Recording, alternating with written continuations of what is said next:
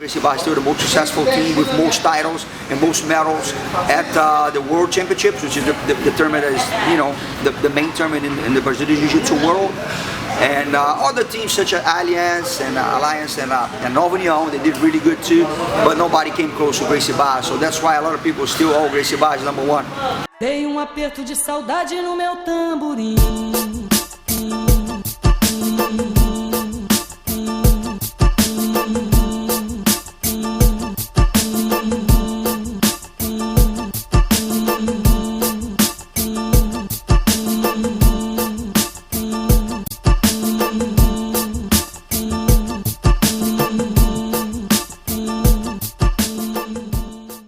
Man, it was magical.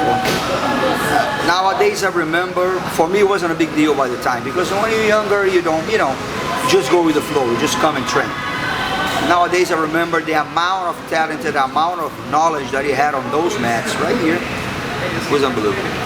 A lot of members of the Gracie family, such as, you know, of course, Master Carlinhos, who was always here, Enzo Gracie, the Machado brothers, Ralph Gracie, Hillian Gracie, Crawling Gracie. I mean, and we, you know, that generation after the Machado brothers, it was like me, Gordo, Alexander Soca, Soneca, you know, and later Roleta, and later Marcio Feitosa, Nino, and you know, you name it. So it was a lot of people with a lot of talent that we have like such giants as them, you know, to use them as mirrors and participate in the evolution of the sport, you know. We live pretty much and breathe Jiu-Jitsu all the time. We just sometimes used to train a lot and just sit on the corner of a mat just like that and be talking, you know, and absorbing that knowledge, and then we carry this for the rest of our lives. It was magical, it was awesome.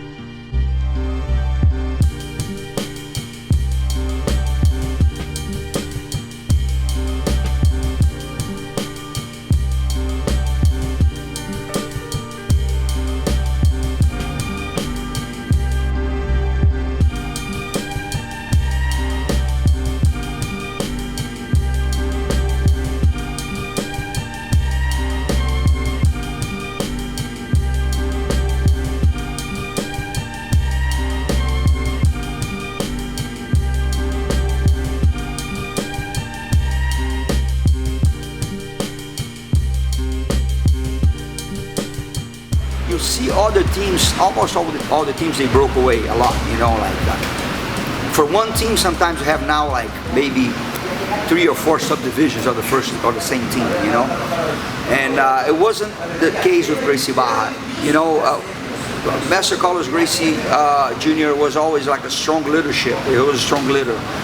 He was tough in a way that, you know, he needed to be in order to keep everybody united, especially in a world of like Jiu-Jitsu that, you know, a lot of people when they get good, they think they know better than anybody else, which is never the case. It's stupid to think about that, but people do think about that. So he was really good leader and mentor on keeping us together, you know, and he opened a lot of opportunities for us to grow. Staying Gracie Barra, so it's kind of a win-win situation, you know. That's competition is a part of Jiu-Jitsu, a stronger and an important part, if I would say. However, it's not the only part of Jiu-Jitsu. That's what people don't realize. Okay, Jiu-Jitsu is way more than competition. I love competition. I was a competitor all my life, don't get me wrong, and I still produce a lot of competitors, and I love to be on the environment of a competition, of MMA fights and all that. I love that environment because I'm a natural competitor. However, I know and I understand that this is not a small part, but it's a part of Jiu-Jitsu. It's not the whole thing. Jiu-Jitsu has competition, yes, but has, you know, peace of mind, health, physical health. It has self-defense awareness, and the most important of all, if I think, it gives you a kind of confidence that no money can buy. The confidence that you get in Jiu-Jitsu is a confidence that can change your life in all the areas. A lot of people think, oh, he's going to be confident because he can take care of himself in a street fight. No, it's not because of that. It goes beyond that. It's a kind of confidence that you sit on a business meeting with like a super powerful millionaire guy, and you're gonna have the confidence to talk to him in the same level.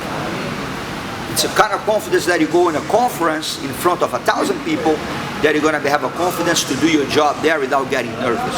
So it's all aspects, you name it. You know, these 4 lines of a jiu-jitsu mat teaches you life lessons that you carry for the rest of your life. It's like, this is the most important part of jiu-jitsu for me.